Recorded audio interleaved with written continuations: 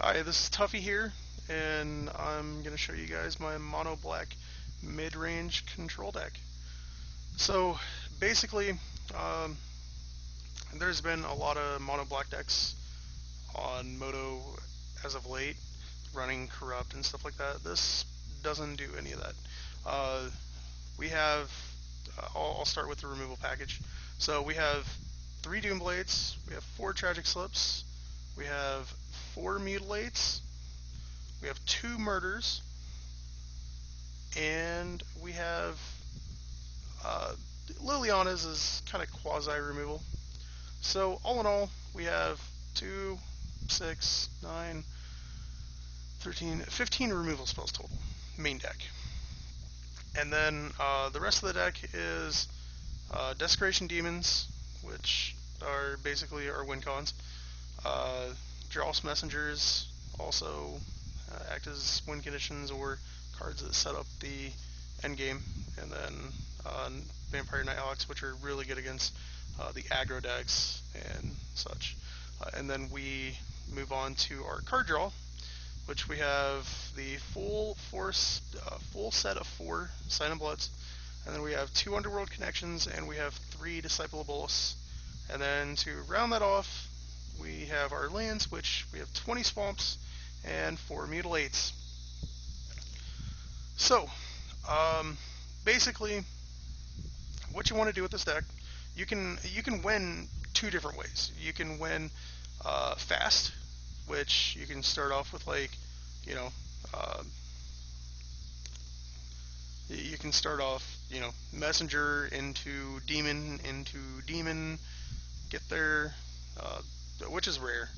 But also, Liliana acts as sometimes a win condition just by pumping your creature and getting in there for a lot of damage. But also, Liliana works as a um, a enabler for Disciple of Bolas.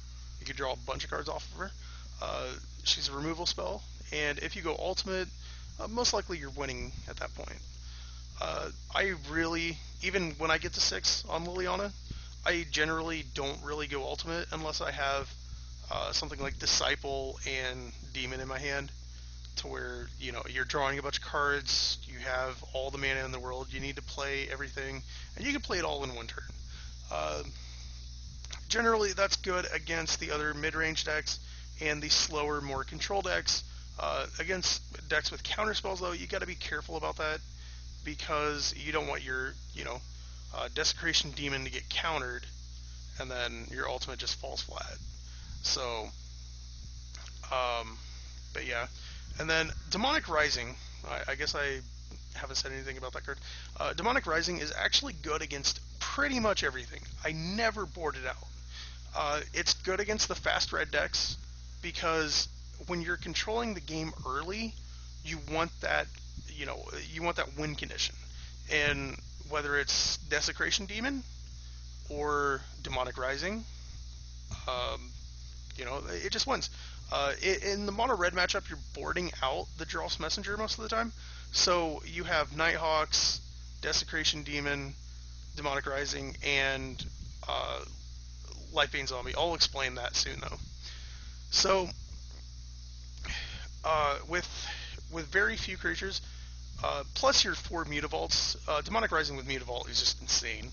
Like, you get 2/5/5s out of it, and against Control really can't do much unless they get rid of the Demonic Rising. Um, but, I mean, generally, what's going to happen is you're just going to take over the game with Demonic Rising against any deck that you play against. Uh, Vampire Nighthawks, as we know, are really good against the fast aggro decks. Um, I don't really like it against Control, so I board those out, but Nighthawks are generally good against any creature decks and stuff like that. Uh, I don't like it too much against Jund because it seems underwhelming. So that's one matchup that I don't like it against. I do like it against green black because you can block Desecration Demons with it, so it holds your opponent back from that. I mean, most of the time they're going to kill anyways, but it's still a threat. So, or an answer to their threat. that they have to deal with. The Dross Messengers are really good against green-black. Being able to sack it to their Desecration Demon and then attack with it is insane. A lot of green-black players that are inexperienced with playing against Dross Messengers, they generally play their demons main phase 1 to where you're like, okay, sack my messenger, you take 2 more, on my turn I attack for 4. So that's one thing that some Desecration Demon players are pretty inexperienced with, and you can take advantage of that. It's good against Jund, obviously, forcing them to 2-for-1 themselves to get rid of it most of the time. Also, if anybody's worried about like Scavenging Ooze, you generally can play around that. Like that's really no problem. So it's also really good against Control. So I mean, like, it's basically good against everything but the fast red aggro decks. So yeah, it's a good card overall. Underworld Connections is a card that I personally really like in this deck.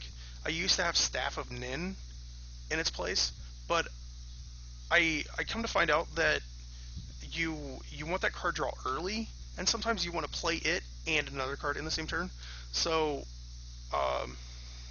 the damage you take from it compared to Staff of Nin isn't really something you worry about. Like, I mean, you're going to side out Staff against Mono Red anyways, and you do that with Underworld Connections.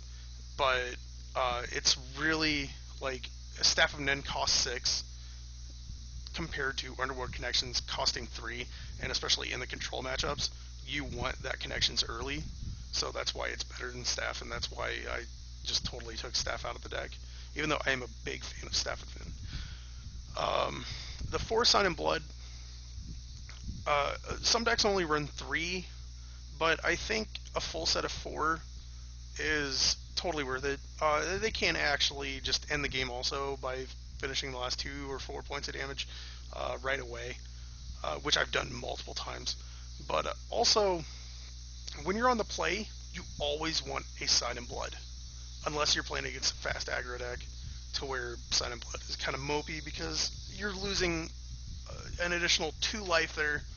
But I mean, sometimes you still just want it anyways. But Sign in Blood is a card that I don't really side out generally against most stuff besides those fast red aggro decks. So that's the only real situation that I think that you just take it out. Otherwise, you leave it in. Drawing 2 cards for 2 life, and at the cost of 1 card is just, I mean, you're getting a 2-for-1. That's basically what it is. So, I mean, it's really good. Desecration Demon, I don't think I really have to explain that much because here recently in that was for the daily event that I just 3-1'd. But here recently, a lot of people have been playing Desecration Demon because in this format, it's really, really good. A 6/6 for 4 mana, like just a straight up threat that can win the game in just 3 turns. I mean, generally you're going to be able to deal an extra 2 points of damage some other way. So, but it's just a huge threat, has to be answered, and it comes down quick. So, I'm actually surprised it hasn't been played earlier, but I'm happy to see it being played a lot now. What else here? Okay, so the removal package. The 4 Tragic Slips, the 2 Murders, and the 4 Mutilates. When I first started playing this deck, Jund was a bigger part of the metagame than it is now. And I was thinking, I want to kill Liliana. So, besides the 3 Doomblades, everything else kills Liliana. So, one card that, like, some people are playing over, like, Murder and stuff. Victim of Night, it doesn't kill Liliana. Or, not Liliana, but Olivia. I apologize if I was calling Olivia Liliana. But anyways, it doesn't kill Olivia. and also, what is that one other card? I'm drawing a blank. It's one in a black, destroy target monocolored creature. That that doesn't kill Olivia either. So I think Murder is actually a really good inclusion, and it's a card that not many people even have on their radar for some odd reason. But anyways, there's those, and then Doom Blades. Doom Blades are the cheaper removal spells that can kill Scavenging Oozes, set up killing Thragtusk and then mutilating a board, stuff like that. I mean, Doom Blade is just a really good quality removal spell. So, but I only have 3 because there's a lot of black decks running around. So that's my reasoning on only running 3. The Disciple of Bolas is overall really good in this deck. I think it's better in this deck than the green-black deck. The reason why is because we're running a full set of 4 Desecration Demons, a full set of 4 Jarls Messengers, and the Liliana of the Dark Realms. Liliana of the Dark Realms makes Disciple of Bolas even better, because it can turn our Mutavaults, our Vampire Nighthawks, basically, any of our smaller creatures into big threats that you can actually sack off and draw like 8 to 10 cards, or even more. Like, I've drawn 15 cards off of it one time. So, um, uh, yeah, Disciple has really good synergy with the creatures that we have, and also, working with Liliana is just absolutely insane. And then I guess we move on to Liliana. I kind of explained it just a little bit ago, but I'm going to explain it a little bit more now.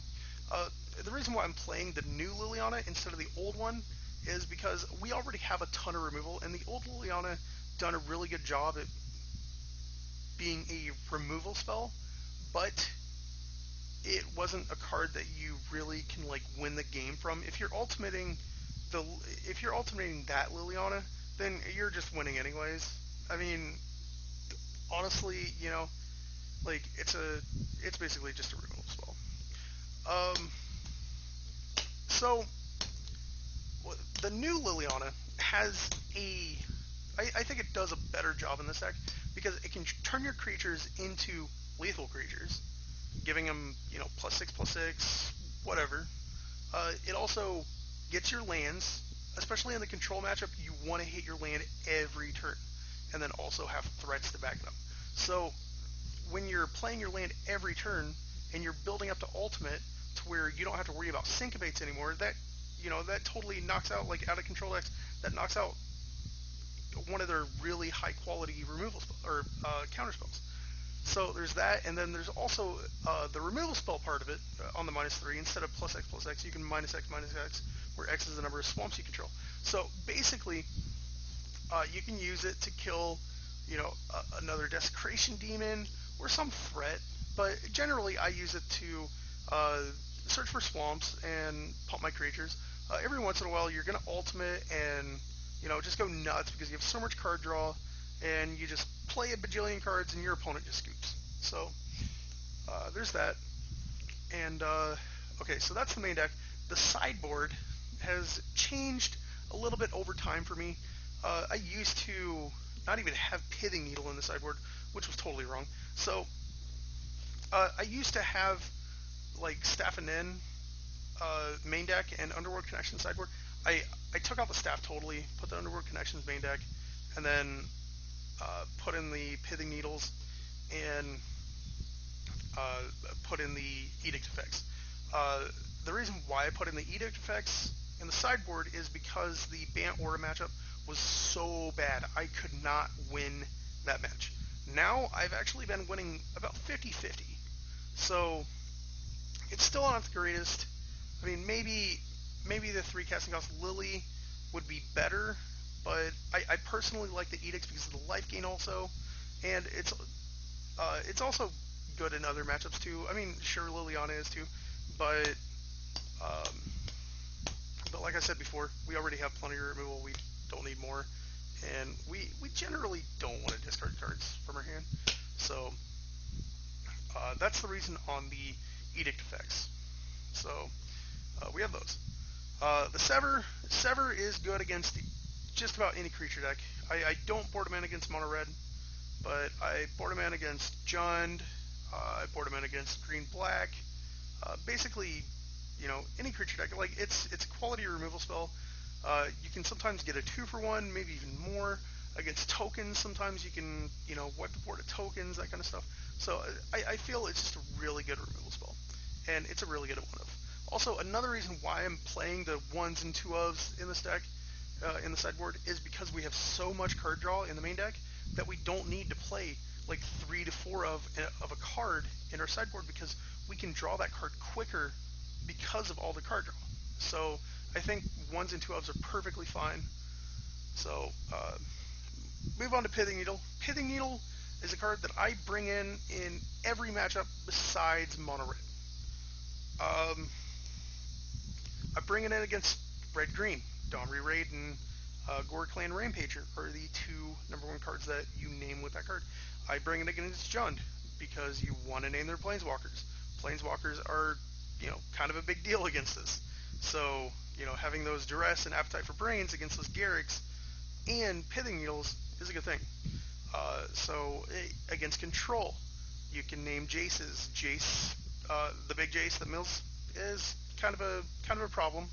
So we can deal with that card, and we can deal with Nephalia Drown Yards, that kind of stuff. So Pithing Needle works really well.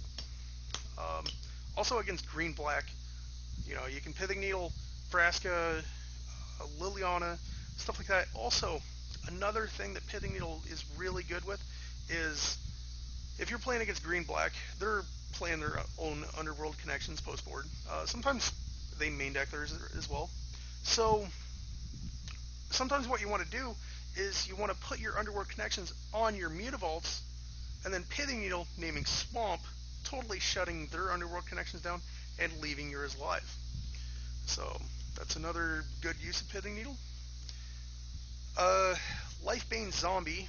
Well, there's not much I have to explain about this card because it's already proven it's really good against a lot of decks. I even boarded in against mono red just as a 3/1 blocker, and I get to peek at their hand and see what their game plan is. But you generally board it in most matchups. I even boarded in against blue black because it's a dude, and they have blue creatures, they don't have black creatures, so they're not going to be able to block it, and you get to see their hand. So getting that extra information is always useful. Like, I am a person that believes that any kind of extra information that you can get, you snap take it. So Illness in the Ranks and Curse of Death Hold. Those are two cards.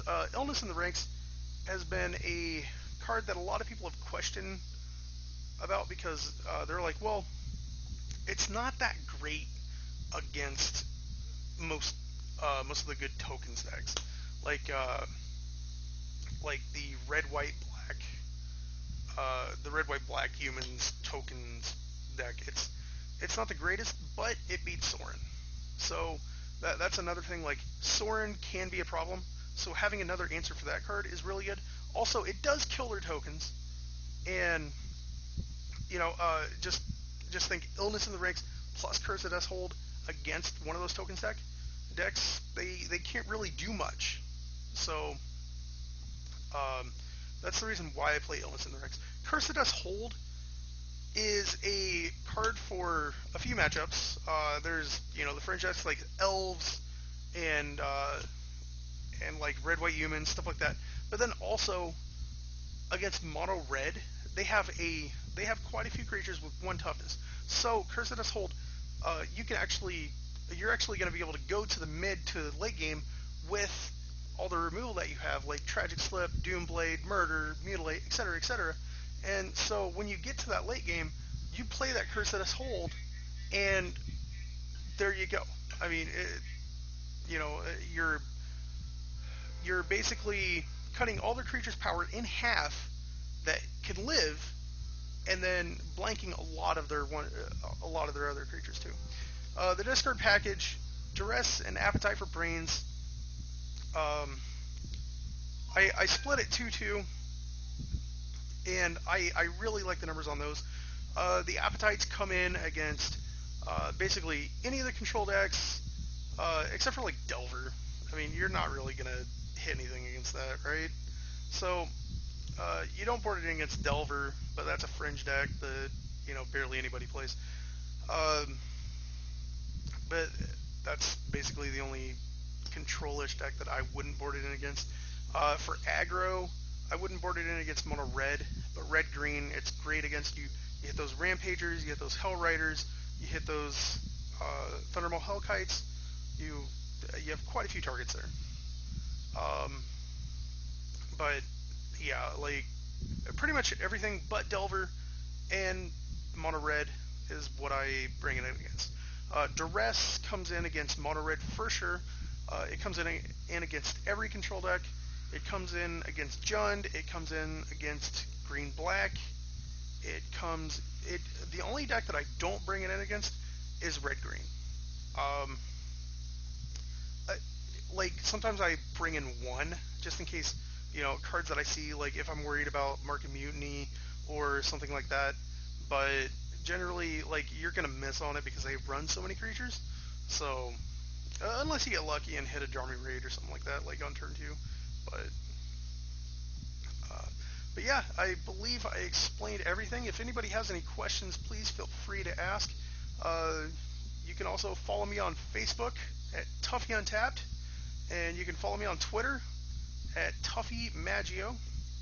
So thank you for watching, and I can't wait to read some of these questions and get back to you guys.